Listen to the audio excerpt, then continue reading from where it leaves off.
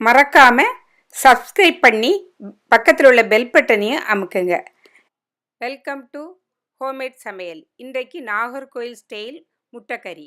முட்டைக்கறி செய்வதற்கு தேவையான பொருட்கள்: முட்டை 10, தேங்காய் 1 கப், சின்ன வெங்காயம் 7, காஞ்ச வத்தல் 5, கருவேப்பிலை, 1 தக்காளி, ஜீரகம் அரை டீஸ்பூன், மஞ்சள் பொடி 1/4 டீஸ்பூன், 1 டேபிள் ஸ்பூன் மல்லிப்பொடி.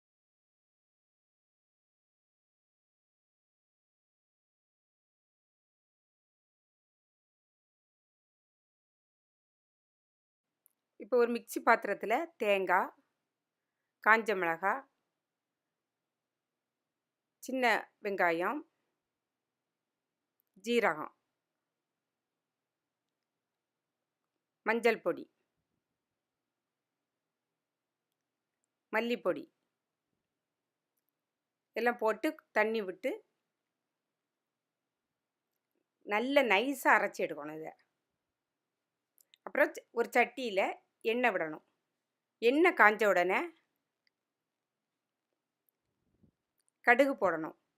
கடுகு பொரிஞ்ச உடனே கருவேப்பிலை போட்டு கட் பண்ணி வச்சுருந்த தக்காளியும் சேர்க்கணும். சேர்த்து நல்லா வதக்கணும். நல்லா மசிஞ்சு வரணும் தக்காளி. இந்த அளவுக்கு மசிஞ்சு வந்த உடனே நம்ம அரைச்சி வச்சுருந்த அரைப்பை அதில் விடணும். அதில் விட்டு மிக்சி பாத்திரத்தை நல்லா கழுவி, அந்த குழம்பு வர்றது வரை கொஞ்சம் குழம்பு லிக்யூடாக இருக்கணும். அதனால் அதை நல்லா கழுவி அதில் விடணும். இந்த அளவு குழம்பு வரணும். வந்த உடனே சால்ட்டு போடணும்.